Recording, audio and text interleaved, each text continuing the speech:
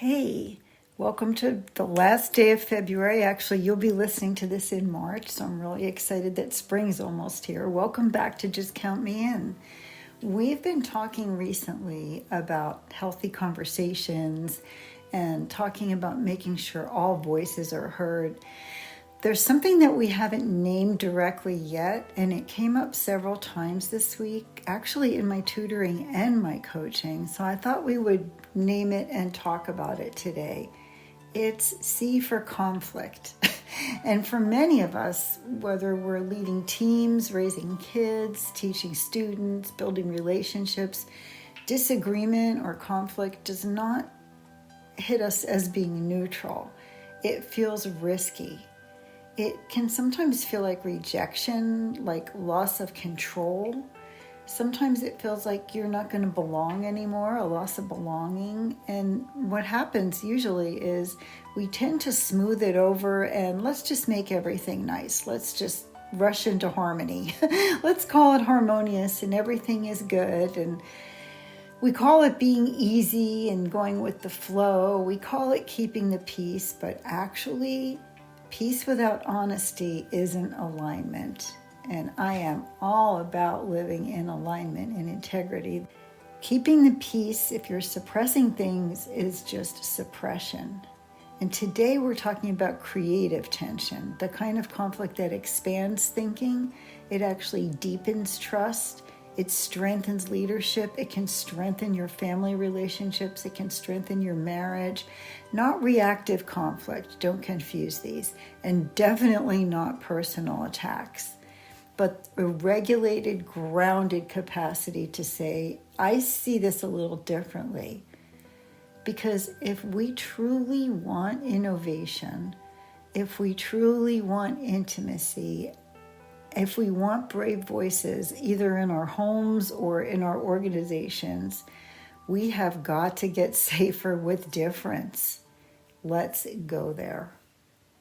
There's actually creative tension, and that's why I say conflict is the gateway to growth. Have you ever held back on an idea because you didn't want to rock the boat? Maybe you're in a meeting. Maybe you're at a dinner table or a family event. Those are great stages for this. Maybe you're in a classroom. Maybe you're just in your own home and you felt it. Your chest tightens. It's that moment where your nervous system kind of goes on a little bit of alert and it says, don't. This could just go badly. So you stayed quiet. Today I want to talk about conflict, not the explosive kind, but the creative kind. Because silence feels safe, but it often costs more than having the disagreement. Trust me on this. You end up being closer, coming to a whole new level of awareness and a whole new level of intimacy, a whole new level of productivity with your teams if you just let go of this false precept that everything always has to be smooth and you don't want to rock the boat. Rocking the boat is what it's all about sometimes. Within talking about healthy conversations and making sure that all voices are heard, we've got this myth that comes up of harmony. I even had a little plaque outside of my house, harmony. I value harmony a lot. I like peace and harmony a lot. Don't get me wrong, but here's the truth. Voices don't get heard when people are afraid of conflict. Research from Amy Edmondson at Harvard Business School shows that high-performing teams are definitely not conflict-free. It's actually the opposite. They have more errors. They have more conflicts. What they are is psychologically safe. Psychological safety means I can disagree. I can admit my mistakes.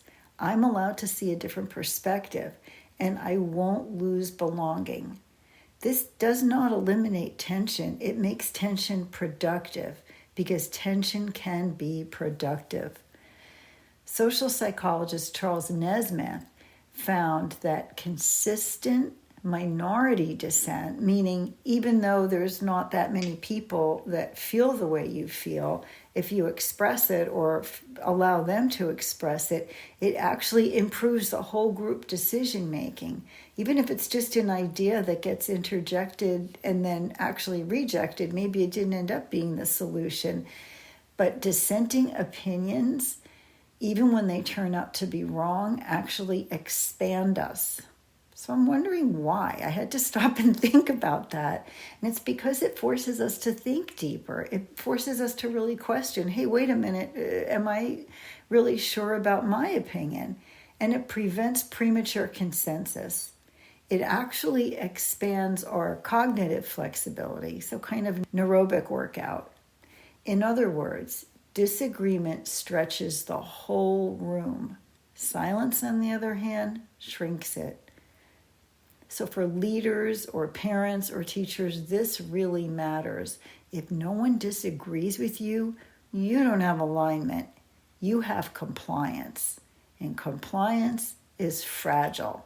It's okay if we're talking about a dog here. It is not okay if you're talking about your kids or your students or your colleagues.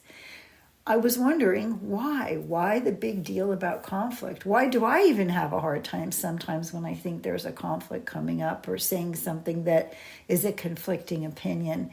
And of course, it goes back to your nervous system.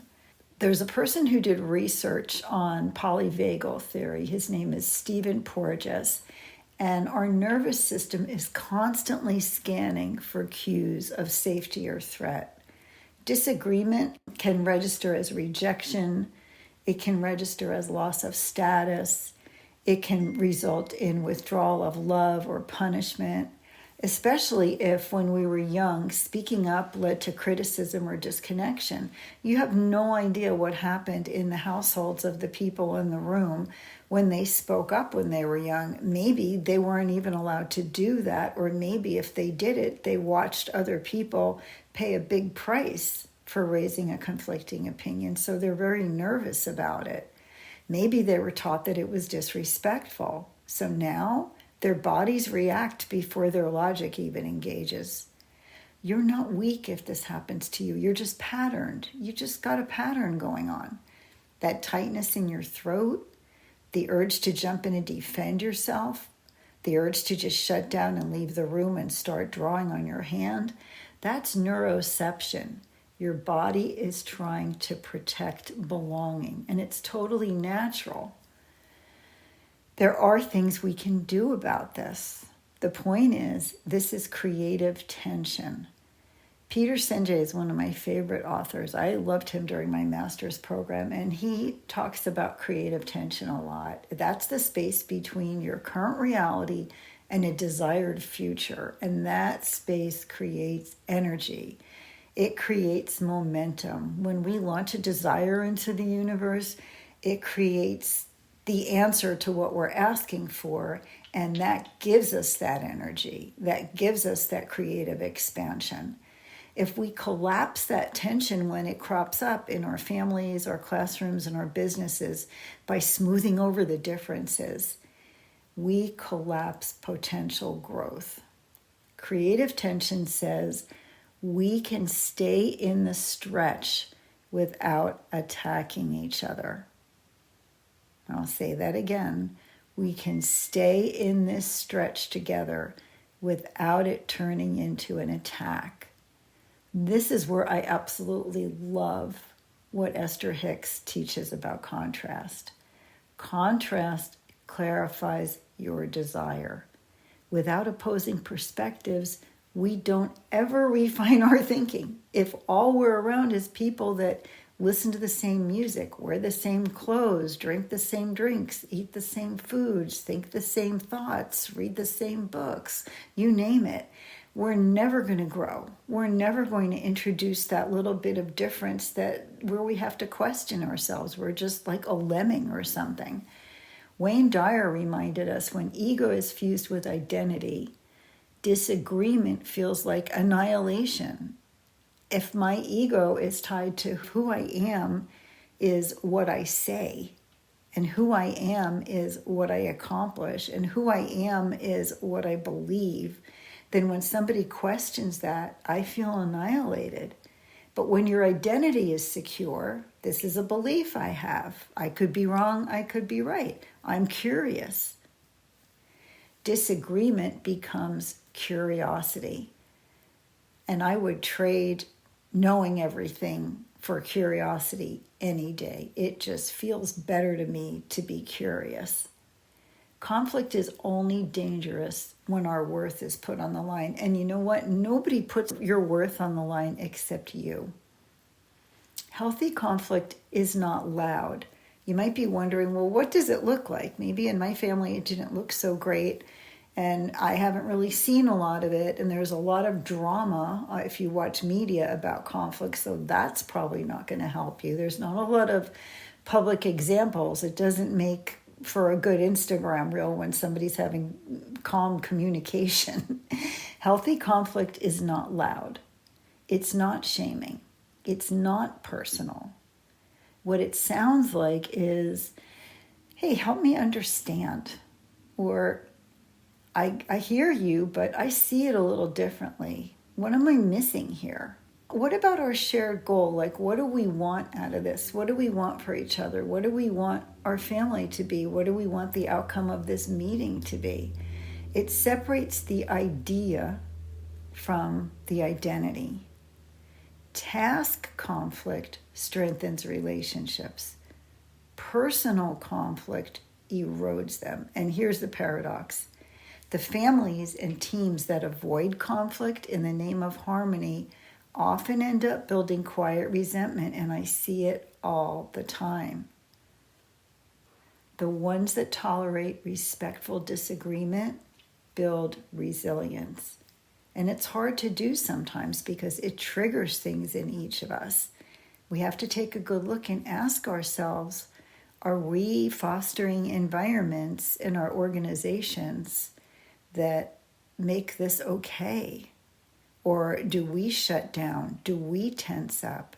Our energy is the strongest in the room when we're leading something, and it's the strongest energy in the room, the most powerful person in the room is the most grounded, integrated, tapped in, turned on person.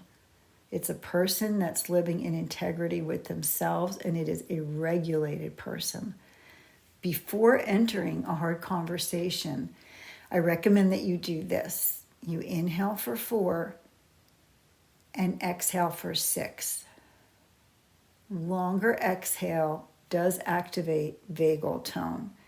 Feel your feet, orient the room, remind your body, I am not a 5-year-old. I am safe here. And then speak, not from defensiveness, but just from grounded clarity. And if you're leading others, model that regulation for them, because guess what? Calm is contagious. So is your reactivity. So if you're raising children, if you're leading a team, if you're building a business, or if you're just trying to grow as a human, conflict is not the enemy. Unregulated conflict definitely is. But creative tension and creative conflict is actually the birthplace of innovation, of intimacy, of expansion. Your voice doesn't threaten belonging. Silence threatens belonging. And when we learn to stay regulated inside of disagreeing with somebody, not needing their approval to feel okay about ourselves, we don't just build better conversations, we build better humans. Whether you lead a company, a classroom, or a family, the principle is exactly the same. People are always asking one question: is it safe to be fully honest here? Not safe from conflict, safe from rejection. At work, that question determines the level of innovation you're going to see in your company. At home, it determines the level of intimacy you're going to have with people in your family. In a classroom, it determines the courage and the behaviors of your students. Research from Amy Edmondson shows that performance rises when people feel psychologically safe. Neuroscience from Stephen Porges shows that the nervous system is always scanning for cues. Put those two together and you get this. Your tone, your face, your pause, your reaction, your body language teach people whether dissent is welcome or not. You can say one thing. You can have norms from here to kingdom come. If you are not communicating that with your energy and your physical presence, don't even bother. If you shut down quickly, they will all adapt. If you punish disagreement, they're going to remember. And if you defend reflexively, right away I used to just jump in and figure out how I was going to make myself right. They're going to edit themselves. And they won't announce it. They're just going to go quiet. Creative tension, what Peter Senge describes as the gap between reality and vision, is the engine of growth. It drives growth. But tension only produces innovation when people can stay regulated inside it. That's true in the boardroom. That's true in the bedroom. That's true at dinner tables. That's true in marriages. That's true with teenagers. That skill is not eliminating conflict. The skill is modeling. I can disagree without withdrawing love. I can be challenged without collapsing. I can hear something different without losing myself. When a leader stays grounded, the whole team expands. When a parent stays regulated, the child is more likely to risk honesty. When a partner stays open, intimacy deepens. It's scary, but intimacy deepens. Conflict handled, when it's handled well, does not hurt your connections. I promise it does not fracture anything in your connection. It actually strengthens them. So here's the invitation. The next time you feel tension coming up, don't rush to fix it. Don't try to smooth it over or distract from it. Don't minimize it. Don't rush to win. Don't try to just smooth things over and make things harmonious, because nice families don't disagree. Nice businesses send out one message. It's just not the way of it. It totally denies a person's individual birthright to express who they came here to be, the world through their lens. It's the unique perspective that we're going to lose if we don't open up to conflict. Pause, lengthen your exhale, check in with yourself, lower your shoulders, take them up out of your ears, relax your jaw, and ask, what would leadership look like right now? Because leadership is not positional. It's nervous system maturity when you're under pressure. And when people feel safe enough to disagree with you, you have not lost control. It is not just respect. You've actually built trust. Research demonstrates that psychologically safe teams always outperform because people speak up more about errors. They take more risks. They use more alternative strategies. If your team is quiet, you don't have alignment. You have unspoken concerns. You've got some operational blind spots, ethical drift, and innovation stagnation. Silence compounds risk. Dissent actually improves decision quality. Charlan Nemeth research shows that dissent, especially when it's just a few people, expands everyone's cognitive processing, reduces confirmation bias, and produces more original solutions. Homogeneous agreement feels efficient. It is not accurate. Strong leaders don't seek consensus. They stress test thinking. Your nervous system actually sets the culture. Here's the leadership reality that most people avoid. Your regulation determines the ceiling of everyone else's. Humans are constantly scanning for safety, and if you start to tighten your jaw, interrupt, withdraw, defend yourself prematurely, your team registers threat and they're going to self-edit. They're not going to tell you they're self-editing. They're not going to tell you that they're shutting down. They're just going to stop bringing you complexity. It's not just strategic intelligence. It's autonomic influence. High-performing cultures distinguish challenge to the idea from attack on the person. If a disagreement threatens status or belonging, people protect their ego instead of their truth. So your job is to make it really explicit. Hey, our relationship here is not on the line. Challenge the thinking, not the person. We're optimizing for the best outcome, not looking for the loudest voice. That kind of language really matters. Peterson calls it creative tension, and that gap between your reality and the desired future, and that gap generates your greatest performance energy. Weak leadership collapses that tension quickly to restore comfort. Strong leaders tolerate tension long enough to extract the insight out of the situation, and they celebrate the diversity in thinking. If every meeting ends in a fast agreement, you are likely undermining potential. 3 leadership practices that you can put into place now. Number 1, pre-commit to dissent. So before we finalize who sees things differently, and I would suggest that you do this in your families too, like before we finish making this decision, who's got another opinion? 2, reward challenges publicly. Thank you so much for pushing on that. That improves everybody's thinking. Thank people. Number 3, regulate yourself before you open your mouth. Slowly exhale, relax your jaw, lower your voice. Pause about 3 seconds before you reply, because your pause invites courage, yours and theirs.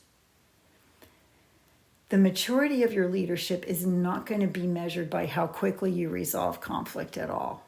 It's going to be measured by how safely your team can disagree with you. If people can challenge you without losing influence, you have built something that lasts. If this conversation stirred something in you, good. That's tension. Here's conflict right here.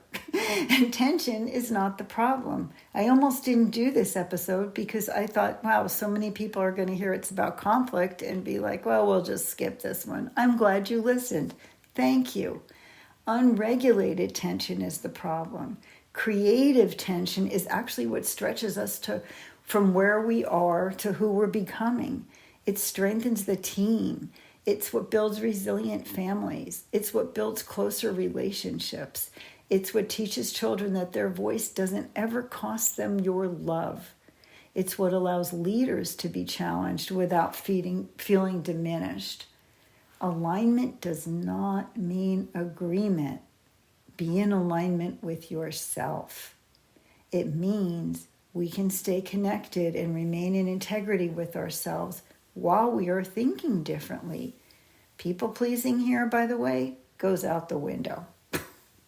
So this week, notice, where do you rush in to smooth things over? Notice, where do you silence yourself?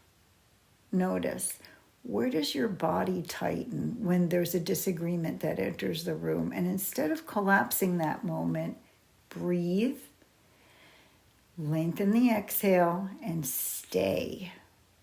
Because expansion lives right on the other side of discomfort that you handle well. And when you model regulated courage inside of a conflict situation, you don't just solve problems. You build environments where the truth is safe. And that changes everything. I think in Romans, one of my favorite quotes is, "Do not be conformed to this world, but be transformed by the renewing of your minds." Let's do this together. Count me in. Thank you so much for joining me today. If this episode spoke to you, I'd really love to hear from you. You can find me on Instagram or on my Facebook page, just count me in. And if someone came to mind while you were listening, please share this episode with them. Sometimes one conversation can change everything. Thank you for being here, for choosing growth, and for doing the inner work. I look forward to being with you again next time. Remember, we're all in this together. Hit that subscribe button. Just count me in.